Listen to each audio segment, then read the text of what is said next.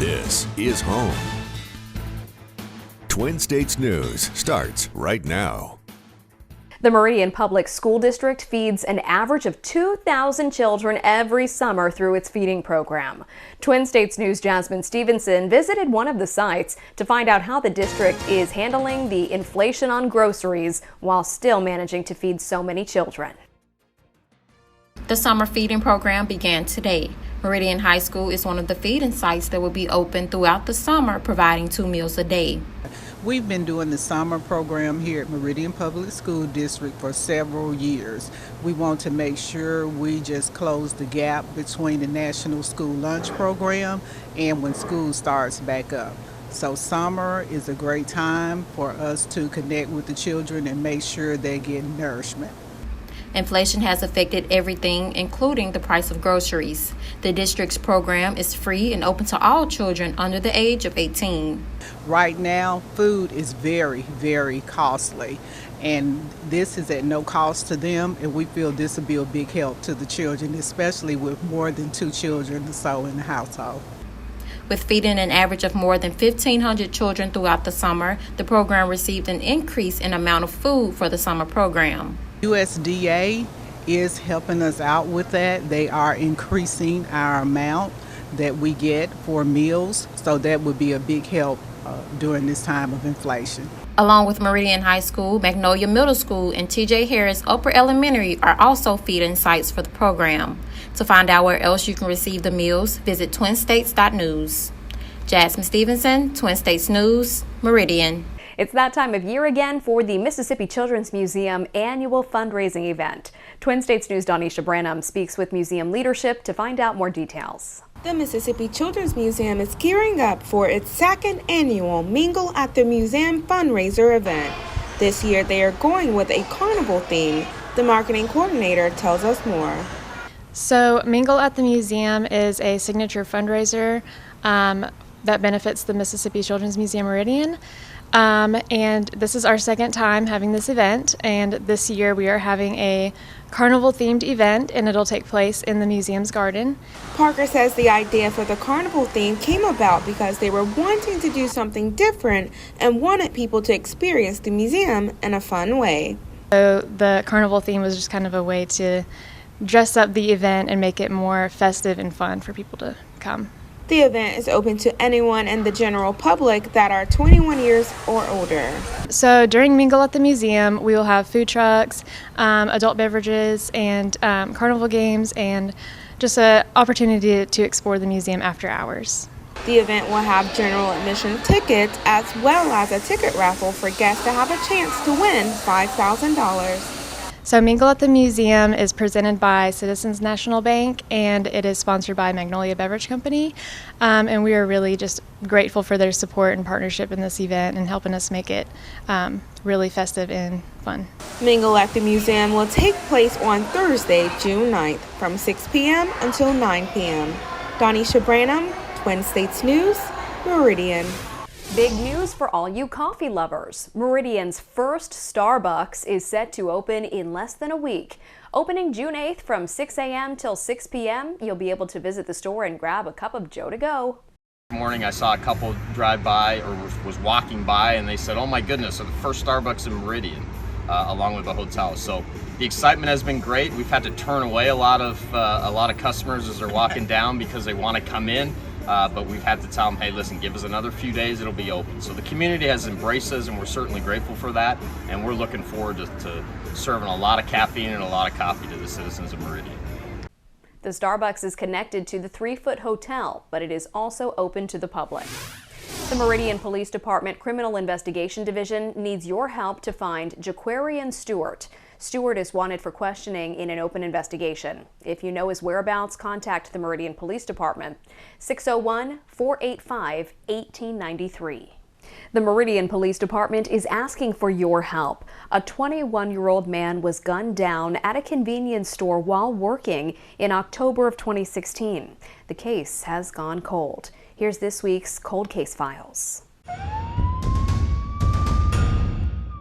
On October 21st, 2016, at approximately 1:24 a.m., 2 customers entered a convenience store located in the 300 block of Highway 19 North and discovered the body of the store clerk, 21-year-old Sandeep Singh, lying face down behind the counter.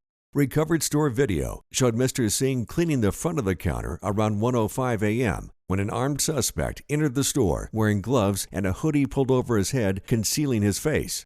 The suspect directed Mr. Singh around the counter at gunpoint and forced him to open the cash register. As the suspect began removing money, a struggle ensued. The suspect shot Mr. Singh during the struggle. The suspect finished removing money from the register and fled the scene. It's unknown whether the suspect was on foot or in a vehicle. A cold case is a crime that has not yet been fully resolved, but remains open pending the discovery of new evidence or new witness testimony.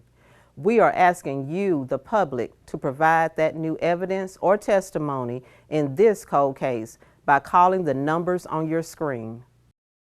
Officials in Texas releasing more information about how the gunman gained access to Robb Elementary School, resulting in 21 deaths. Casey Stiegel has more from Uvalde, Texas.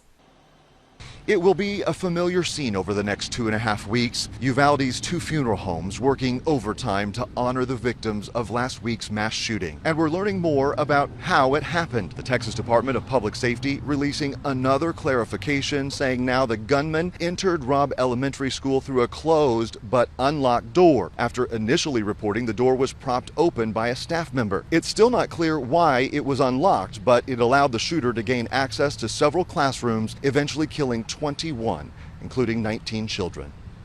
He started saying, you'll die, and my teachers, they were screaming, saying no. Well, Ms. Garcia was, and he shot my friends and my teachers. There are now 2 separate investigations underway. The Department of Justice and the Texas DPS both looking in to how police handled the incident and why they waited more than an hour to confront the gunman. School District Police Chief Pete Arredondo, who made the initial call to wait, is not responding to requests for more information from law enforcement, prompting the Combined Law Enforcement Associations of Texas to issue a strongly worded statement, writing in part, quote, "False information has exacerbated ill-informed speculation, which has in turn created a hotbed of unreliability when it comes to finding the truth." On Tuesday, Arredondo took the oath of a new office, the city council seat he was elected to about 2 weeks before the shooting. That's the latest from Uvalde, Texas. Casey Stiegel, Fox News. Yet again, gas prices have hit an all-time high, and analysts say we could see $5 a gallon later this month. But gas prices aren't the only economic fear. Lauren Blanchard has more from Washington. $140 to fill up my van. That's crazy. Drivers are frustrated as the U.S. reaches another new record on gas prices. Nationally, on average, you'll pay $4.67 a gallon, according to AAA. Burning wallets as summer travel heats up and inflation remains high. President Biden says he wants to give the Federal Reserve space to carefully bring inflation down. They have a laser focus on addressing inflation, just like I am. But the administration is facing criticism for not anticipating the rise in prices on just about everything, and it shows no sign of slowing down. In 2021, Treasury Secretary Janet Yellen said inflation posed a small risk. Others in the administration said the inflation would be short-term. She's walking that back now. I think I was wrong then about the path that inflation would take. There have been a huge series of shocks to the economy that we didn't anticipate. Former Treasury Secretary Larry Summers says the Fed will likely continue to hike interest rates in June and July, possibly more. And even then, a recession could still be on the way. Right now, inflation is well above 4%, and unemployment is properly measured well below 4%. Gas prices aren't dropping anytime soon. Gas Buddy analysts believe by June 17th, gas could hit $5 a gallon on average. In Washington, Lauren Blanchard, Fox News. The U.S. is sending more aid to Ukraine as the fighting intensifies. The weapons will be part of a $700 million package of military equipment. Trey Yingst has more. More Western weapons are on their way to Ukraine. President Biden announcing Tuesday the U.S. will send more advanced rocket systems as part of a new package of military equipment. Ukrainian officials have pleaded for more aid as they fight to maintain control of the Donbas region. Our Ukrainian partners will continue to have what they need to mount an effective defense against Russia's aggression. Today, the Kremlin accused the U.S. of adding, quote, fuel to the fire with more arms supplies. In a New York Times op-ed, President Biden says his administration is not encouraging Ukraine to strike targets beyond its borders. He writes in part, quote, as much as I disagree with Mr. Putin and find his actions an outrage, the United States will not try to bring about his ouster in Moscow. We have asked the Ukrainians for assurances that they will not use these systems to strike inside Russia. This is a defensive conflict that the Ukrainians are waging. The new aid package comes as fighting in the east intensifies. Officials in the Donbas say Russian forces control more than half of Severodonetsk. The city is seen as key to Moscow's goal of capturing the Donbas region. Some 13,000 civilians remain trapped inside. Our defenders are showing the utmost courage, despite the fact that the Russian army has a significant advantage in terms of equipment and numbers. Ukrainian President Volodymyr Zelensky says his country loses up to 100 soldiers a day in fighting. In Kyiv, Trey Yingst, Fox News. Johnny Depp coming out victorious in his libel battle against ex-wife Amber Heard. The Pirates of the Caribbean actor has been awarded $15 million in damages after the jury concluded that Heard fabricated abuse claims against her ex-husband, most notable in an op-ed written in the Washington Post in 2018. Heard was awarded $2 million in the case. Depp was suing Heard for $50 million in damages. Heard had filed $100 million counterclaim against Depp after his lawyer called her allegations a hoax. Mr. Depp was not in the Virginia courtroom that the trial took place in when the verdict was read. Instead, he's currently in the United Kingdom. Your complete forecast is next, plus this. The rise of robots continues. I'm Marianne Rafferty with a look at how the ongoing worker shortage is increasing the demand for autonomous employees.